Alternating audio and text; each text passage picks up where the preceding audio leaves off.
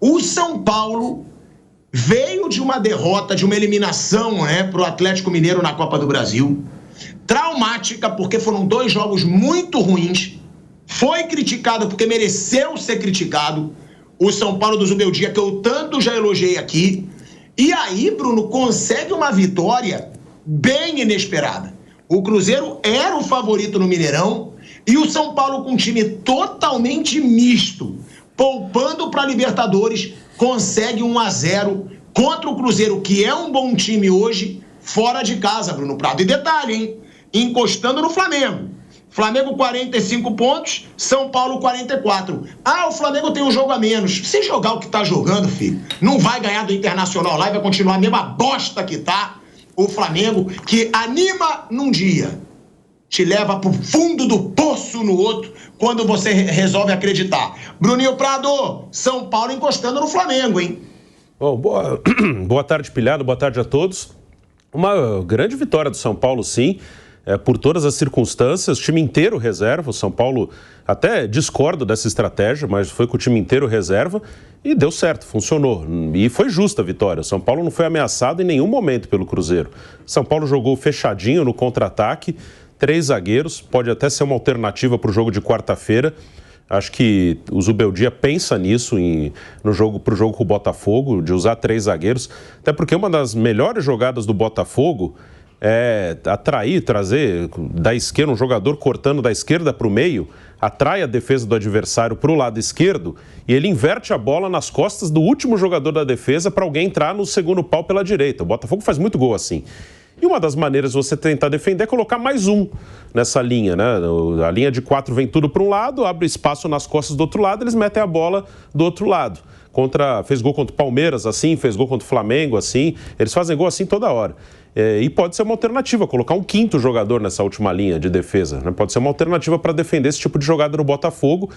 Talvez o Zubeldia tenha escalado ontem 3 zagueiros, mesmo com reservas, pensando até numa possibilidade de jogar com 3 zagueiros também na quarta-feira, o que acho que não seria uma ideia ruim, não. E jogou nos contra-ataques, e aí também é uma coisa que se abre, que já vem sendo discutida, né, sobre o São Paulo, de ter os jogadores de velocidade. O São Paulo jogou fechado, deu a bola para o Cruzeiro, se defendeu. E contra-ataque. E os 2 caras de velocidade foram muito bem no jogo, tanto o Eric quanto o William. O William fez o gol numa jogada do Eric. Eles já tinham ido bem contra o Vitória, também com o time reserva. Então, é bem possível que um deles também jogue na quarta-feira, já que é um jogo que o São Paulo provavelmente vai jogar no contra-ataque também. Então, foi uma ótima vitória, pensando em Campeonato Brasileiro, um confronto direto. A luta do São Paulo é por vaga na Libertadores, no Brasileiro, e Cruzeiro é um adversário diretíssimo. O São Paulo ganha do Cruzeiro em Belo Horizonte. Fazia tempo que o São Paulo não vencia fora de casa, vinha muito mal fora de casa, e há 3 jogos não fazia gol, né? Seja dentro ou fora de casa. E ontem conseguiu vencer, mesmo com os reservas, com 3 estreias, né? O zagueiro Juan jogou pela primeira vez, o Santiago Longo jogou pela primeira vez, o argentino que chegou agora, e no finalzinho entrou também o Jamal Lewis, né? O lateral esquerdo irlandês, que também chegou agora, e o São Paulo conseguiu sim uma grande vitória. Funcionou bem a estratégia de jogar fechadinho no contra-ataque e descansou seus jogadores, né? Que também era uma das intenções do Zubeldia para esse jogo. É isso, né, Bruno? Muitas vezes o que é desculpa, até no Flamengo, tá com time misto. Mas tem time misto que joga, tem time misto que consegue resultado, né? Coisa que muitas vezes não acontece no Flamengo quando coloca time misto, até no Corinthians quando coloca time misto. O São Paulo conseguiu resultado com o seu time misto. E isso eu acho importante a gente deixar claro. Bruno, o William, o garoto que fez o gol, né? Assim como o Eric, também jogador de velocidade, são caras que podem aproveitar essas chances para receber mais espaço no time do São Paulo? Eu acho que sim. Eu usaria um dos 2, pelo menos, no jogo com o Botafogo, para ter contra-ataque, ter velocidade. É um jogo que o Botafogo vai tentar empurrar o São Paulo para trás e tem que ter uma saída de trás, né? E o William, ele tá bem. Ele vai oscilar, ele tem 18 anos, ele jogou bem contra o Vitória, ele foi titular contra o Fluminense, não foi bem. E agora, ontem ele jogou de novo e foi muito bem no jogo. Ele fez o gol e criou, ele teve um gol anulado também, num impedimento, né? Por pouquinho ali, mas estava impedido, num contra-ataque também. E teve um lance que o Cássio fez uma ótima defesa também, numa jogada do Willian. Esse aí que a gente está vendo é o gol anulado, né? É o gol que estava impedido do Willian, e esse gol não valeu, mas foi uma jogada de contra-ataque, ele atacando as costas da defesa do Cruzeiro e chegando na frente, né? O Cássio sai do gol, vem fora da área e ele faz o gol, mas estava um pouquinho na frente, então esse gol foi anulado. Mas é um cara que não será surpresa, não, se ele for titular contra o Botafogo. São Paulo vai precisar ter um jogador de velocidade. E ele tem aproveitado bem as oportunidades, sim. É um menino que tem muito talento. É isso, né, Flávio? Porque o São Paulo do Zubeldia, eu já elogiei muito. Foi muito criticado depois aí da eliminação para o Atlético Mineiro. E tinha que ser. Porque foi um São Paulo que é o que eu elogio justamente o contrário. Eu acho um São Paulo corajoso do Zubeldia. Não que jogue bem, sempre. Mas o Zubeldia não costuma se acovardar. Até por isso, jogos em casa, o São Paulo tem um baita aproveitamento. Só que o jogo em casa contra o Atlético Mineiro pela Copa do Brasil foi horroroso. Teve uma chance clara de gol com o Lucas Moura? Teve, mas o jogo foi horroroso. O jogo na MRV Arena, na Casa do Galo, também foi horroroso. Foi um jogo muito ruim do São Paulo. E ali, o Zubeldia e o time mereceram ser criticados.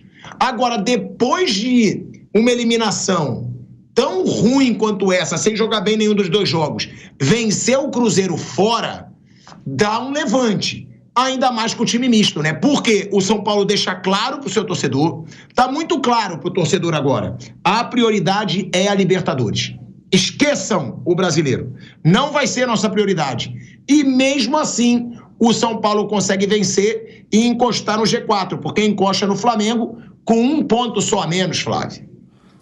Então, Pilhado, boa tarde a você, boa tarde aos amigos. Eu queria ressaltar o seguinte, o São Paulo foi um dos times que mais brigou para trazer jogadores estrangeiros. E no final a CBF acabou liberando 9, que eu acho um absurdo, um exagero. E acontece o quê? Aparece um garoto, Willian Gomes, e faz o que fez ontem, mostrando que tem muita virtude e que também o São Paulo, que gasta muito dinheiro com o Cotia, é um trabalho bem feito, o São Paulo está gastando dinheiro à toa, porque ele traz jogadores de fora com nível provavelmente inferior ao deste menino e também evita que outros Willians Gomes surjam no time e apareçam. Então ontem deu tudo certo, ontem a coisa andou e o São Paulo surpreendeu. Achei realmente que o Cruzeiro estava em evolução e ontem foi uma partida onde o Cruzeiro em nenhum momento dominou o São Paulo e acabou o garoto fazendo gol e mostrando que o São Paulo ganha mais um titular da casa. Os grandes reforços do São Paulo nos últimos tempos vieram de dentro da casa, de Cotia. São os melhores negócios, são os melhores jogadores e o São Paulo insiste em fazer contratações que não tem muita lógica, não tem muita explicação. Jogadores mais ou menos. Então, entendo que foi uma ótima visão do que o São Paulo pode fazer para ter maior faturamento, para poder colocar jogador identificado com a casa. Então foi ótimo ver de novo esse garoto jogar bem. Como disse o Bruno, já é a segunda que ele joga bem, de 3 que participa. Espero que outros meninos tenham também essa oportunidade. Ontem no jogo o São Paulo realmente surpreendeu, ganhou o jogo. Libertadores pelo Campeonato Brasileiro vai ser sempre uma dúvida, né? Um ponto de interrogação, porque o time é irregular e vai brigar pelas Copas. Não entra como favorito contra o Botafogo, mas entra com moral alta. Agora, Flávio, eu até entendo, né, a sua crítica, que tem que investir mais na base, mas também, Caleri já ajudou muito o São Paulo, é estrangeiro. Arboleda é um dos grandes jogadores de São Paulo, é estrangeiro. O Franco tá jogando bem no São Paulo, é estrangeiro. Eu também acho que não dá mas não tem que contratar estrangeiro. Não tem que contratar estrangeiro ruim, como não tem que contratar brasileiro ruim. Né? Eu acho isso. Eu acho que se for contratar um estrangeiro bom, como o Corinthians contratou o Garro, que rendeu pra caramba, o Flamengo, olha o que já ganhou com a Arrascaeta, né? Eu não vejo, não tem que contratar estrangeiro ruim. Não é isso não. Não pode contratar um bando, sendo que a maioria é inferior ao que você tem na base. Você tira a base. O cara que vem de fora, ele tem que fazer diferença. Esses caras que você citou, eles fazem diferença realmente. Então, ok. Agora, o São Paulo, vê os jogadores que o São Paulo trouxe nos últimos tempos. Agora, esses meninos, além deles darem um conteúdo importante para o time, eles dão retorno financeiro. Todos esses jogadores que você citou não tem repasse. Não vamos discutir a presença do Calera no São Paulo, ok, mas não tem repasse. Arboleda não tem repasse. Esse garoto daqui a pouco está valendo uma fortuna. Outro dia o São Paulo vendeu o Beraldo por uma fortuna. Vendeu o Casimiro, que ele está ganhando dinheiro até hoje com as negociações do Casimiro. Lucas Moura. Lucas Moura. Mas mais recentemente, aquele menino que está na segunda divisão da Inglaterra, Sara. Gabriel Sara. Está na Turquia. Já foi para a Turquia, né? Você vai começando a lembrar os jogadores que São Paulo lançou recentemente. Anthony. O Neres. Militão. Então, quer Luiz dizer, Araújo. Exato. Então, quer dizer, ali o São Paulo, ele gasta uma fortuna na base e ele pode faturar tecnicamente e faturar com a base. Não dá para dizer que o Beraldo não deu retorno técnico para o São Paulo, não é? É claro, você vê, não dá para dizer que o Lucas Moura não deu retorno técnico. Está falando de Orejuela, Mendes, o Gabriel. A maioria. Gabriel lá do Uruguai, Gabriel Neves. A maioria. Recuando. 90% dos jogadores. Juan Fran. 90% dos jogadores. Carneiro. Carneiro. 90% dos caras que vêm de fora. 90%. Não só no São Paulo. Na maioria dos times não servem para nada. E você endivida o time em dólar e euro. E não coloca o menino da base. Repara que o Palmeiras, ele contrata pouco. Ele contrata pontualmente. Faz o quê? Bota menino da base. Senão não tem sentido você ter uma base forte. E o São Paulo tem uma base forte. Um dos orgulhos do São Paulo é Cotia. E realmente tem muito moleque saque. A gente citou alguns aqui, né? Então pra que você tem Cotia se você vai travar? Calma aí, Flávio. Mas também, se você for pensar, tem muito jogador estrangeiro que faz a diferença no futebol brasileiro, pô. A maioria não faz, dos que são contratados. Vamos lá. Gustavo Gomes já fez muita diferença no Palmeiras. Sim. Arrascaeta já fez muita diferença no Flamengo. De La Cruz pode ser que faça muita coisa ainda no Flamengo, é cedo pra falar. Você está citando as exceções. Mas eu vou falar mais, ué.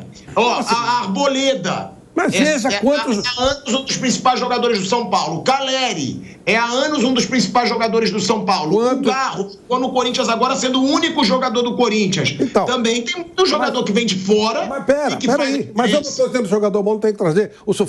Vamos citar aí de novo os jogadores que o São Paulo trouxe. Ele trouxe esses que deram certo. Mas quantos não deram certo? Juan Fran, Carneiro, o uruguaiozinho lá...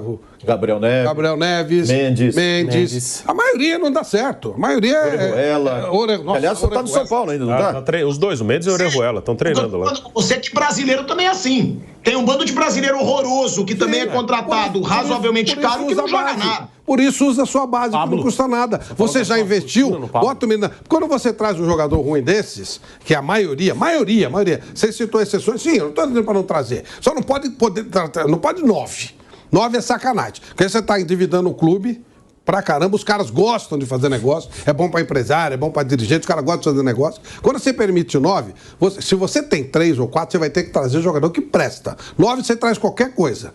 E aí você vai ter que colocar o cara pra jogar antes do menino da base. E você vai inibir a chegada do menino da base. Às vezes o garoto sai porque não tem oportunidade. E esse garoto poderia ser útil e de graça. Então estão endividando os clubes, estão fazendo barbaridades, comprando um monte de tranqueiro. O Corinthians, ele compra, você citou o Garro, ok. E o que veio de porcaria antes? Nossa Senhora, maioria tranqueira. Antes e agora também.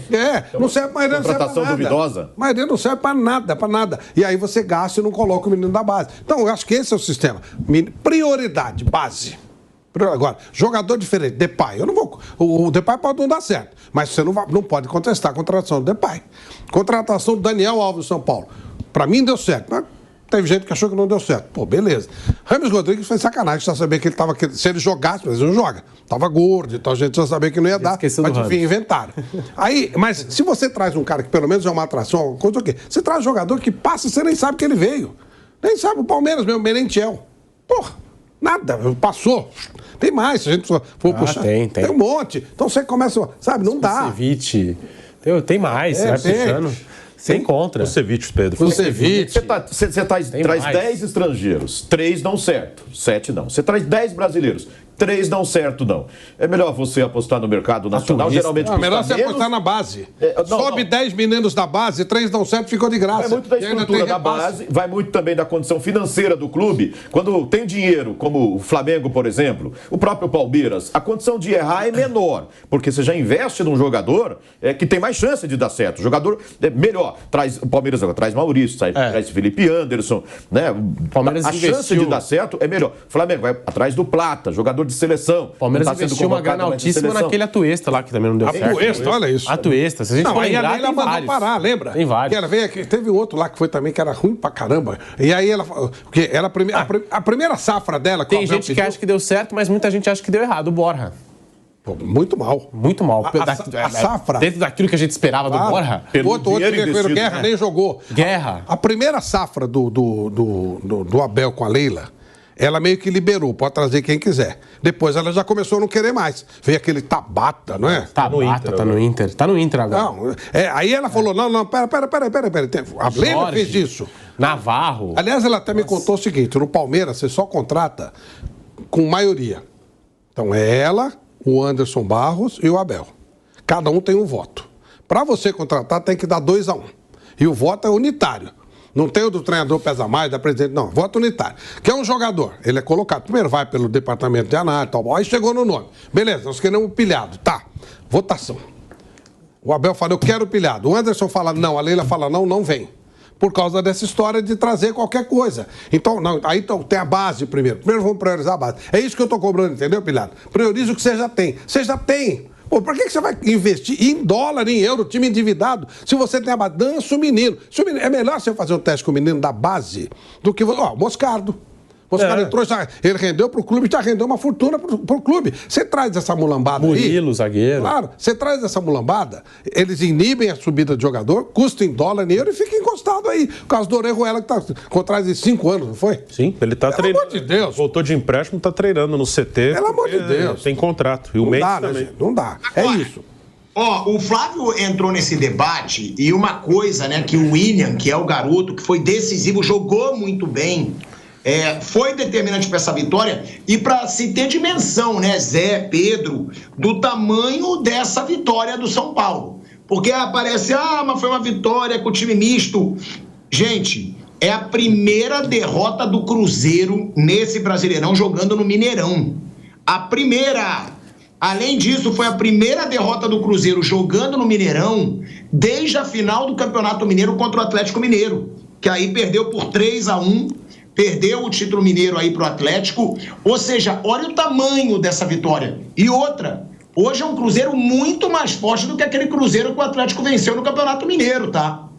Hoje é um Cruzeiro cheio de reforços, é um Cruzeiro com um novo dono, é um Cruzeiro que injeta dinheiro, injeta mesmo dinheiro, ou seja, foi uma vitória muito maiúscula do São Paulo. E é uma vitória que aí eu pergunto, Pedro, para você, pergunto para o Zé também, sobre possibilidade de título do São Paulo. Por quê? Não, mas o São Paulo não está disputando. Tá bom, se o São Paulo não está disputando, então o Flamengo não está disputando mais também o título brasileiro. Tem um jogo a menos, tá bom. Mas como diz o Vampeta, é um jogo a menos, mas que não é uma vitória. É o Internacional lá no Beira-Rio. O São Paulo hoje, ele tem 44 pontos. O Botafogo tem 53. São 9 pontos de diferença. Vale lembrar que no ano passado o Botafogo chegou a abrir 14 pontos do vice-líder e perdeu o título brasileiro. Ou seja, eu não acho exagero, Pedro, Zé Manuel, dizer que o São Paulo ainda briga pelo Brasileirão, não. Eu acho que o São Paulo hoje disputa 2 títulos. Só que ele já deixou claro qual é a prioridade. Só de ter colocado um time totalmente misto, quase reserva, nesse jogo contra o Cruzeiro no Mineirão, ele mostra o foco é Libertadores, o foco é no jogo contra o Botafogo nas quartas de final, para tentar o tetracampeonato da América. São Paulo também que voltou a vencer na condição de visitante, Pilhado. Muito boa tarde para você, para os amigos aqui do Bate Pronto. Depois de 9 jogos, o São Paulo tem muita dificuldade na condição de visitante. A gente até destacou isso na semana passada, depois da eliminação para o Atlético Mineiro na Copa do Brasil. Mas o São Paulo ainda está na Libertadores, né? Então, assim, e vai jogar todas as fichas na Libertadores da América. Botafogo, Palmeiras já criam uma certa distância. Não sei se o São Paulo chega, sinceramente, não sei se o São Paulo chega nessa briga pelo título do Campeonato Brasileiro. Acho que tem tudo para garantir o G6, mas garantir uma disputa São Paulo, Botafogo, Palmeiras, já acho muito difícil. São Paulo que ganha como visitante, tem o William Gomes pedindo cada vez mais passagem, ele que marca 2 gols, um deles foi anulado e até agora eu não me convenci desse impedimento, porque foi muito ajustado, né? E foi um belo gol. Ele com toda a frieza tira o Cássio do lance. Foi um golaço que acabou sendo anulado e depois ele consegue ainda assim marcar mais um gol para garantir essa vitória do São Paulo. A velocidade dele, do Eric nos contra-ataques. O André Silva também achei que teve um papel importante, porque não é aquele centroavante que fica paradão no pivô, ele sai para jogar, tem boa mobilidade, mas colocar o São Paulo na briga pelo título do Campeonato Brasileiro eu acho muito difícil, Pilhado. Eu também, Pilhado, Pedro, entendo que foi uma vitória gigantesca do São Paulo ontem no Mineirão. Você citou alguns números do Cruzeiro e eu acrescento aqui. Você deu a última derrota, passaram-se 5 meses desde a última derrota do Cruzeiro. 13 jogos, 10 vitórias, 3 empates. A cobrança em cima do Fernando Seabra hoje é gigantesca, porque o Cruzeiro jogou com o time titular e investiu bastante nessa janela também, trazendo jogadores caros, investiu bastante com a SAF, com o novo dono do time, enfim. E o São Paulo Futebol Clube conseguiu fazer uma aposta que deu certo. Podia não dar? Mas você olha os números do jogo, São Paulo teve mais finalização. No gol, então, finalizou muito mais, muito melhor. Foi uma estratégia que deu muito certo no treinador do São Paulo. E não é que jogou com time misto, né? Alguns titulares entraram depois, mas entrou com reserva mesmo, para enfrentar a equipe do Cruzeiro. Eu também, no primeiro momento, até porque a distância do Botafogo, a distância de 9 pontos, é muito grande essa distância para o líder, para o primeiro colocado do Campeonato Brasileiro. Para mim, o São Paulo está brigando por vaga na Libertadores via Brasileiro, pode ser até o G4, né? Pode ser sim, ele pode G4, G5, G6 no momento, e essa vitória fez com que ele continuasse ali na briga, entre os melhores colocados do Campeonato Brasileiro, mas acima de tudo, dá opções ao treinador. Depois da contusão do Ferreirinha, eu estava acho que com o Bruno, foi jogo contra o Fluminense, que esse menino jogou muito no Maracanã, o William Gomes. O William jogou contra o Fluminense. Que jogou muito, foi um dos destaques do jogou time. Bem contra o Vitória, contra o Fluminense foi... Eu transmiti lá um jogo, mas acho que foi bem também contra o Fluminense lá no Maracanã. E assim, no jogo seguinte ele entrou, não brilhou da mesma forma, era um jogo de características diferentes, né, que era um jogo em casa e aí tinha menos espaço para ele correr, mas deu a contribuição dele e não teve tanta sequência, porque nesse aspecto o Zubeldia tem dificuldade para desmanchar esse quarteto ofensivo do São Paulo, que tem o Caleri, que é titular absoluto, que tem o Lucas, que é titular absoluto, né? E aí ele optou no lugar do Ferreirinha pelo Wellington Rato por questões táticas, força da marcação, bola parada, essa coisa toda, e o Luciano, que também é um cara que ele tem dificuldade para mexer. Então, para aparecer, para dar oportunidade para o Eric, por exemplo, que é jogador de velocidade, do outro lado do campo, mas de características mais próximas do Ferreirinha, foi uma grande perda, mas também, e o William Gomes, que seria uma possibilidade. Tá aí, mostrando para ele, você tem opções, você tem jogador que você pode utilizar. Não vai entrar jogando, mas bota para correr no segundo tempo, né? O Campeonato Brasileiro, o São Paulo vai ter um confronto difícil contra o Botafogo. O primeiro jogo já é no Rio, né? Já é fora de casa. Tô com o Bruno que, de repente, uma ideia com 3 zagueiros pode ser até interessante, né? O Corinthians fez isso no sábado, não deu muito certo por causa do nível dos jogadores, das falhas individuais. Mas pode ser uma boa estratégia para o São Paulo contra esse Botafogo e trazer a decisão depois para o estádio do Morumbi. Mas ele não é favorito e, sendo assim, a vitória foi gigantesca porque mantém o São Paulo como, diriam, dos favoritos às vagas para a Copa Libertadores da América. Não no título, nesse momento, data hoje, o Campeonato Brasileiro é tão longo que você faz uns recortes, analisa de tempos em tempos, né? O que você fala lá no começo do campeonato não vale no meio, depois não vale no final, porque as coisas mudam muito, né? Mas assim, no Brasileiro, para mim, a realidade do São Paulo é vaga para a Libertadores. Na Libertadores desse ano é difícil a parada, dá para passar pelo Botafogo, jogo é jogado, mas não é favorito contra o Botafogo.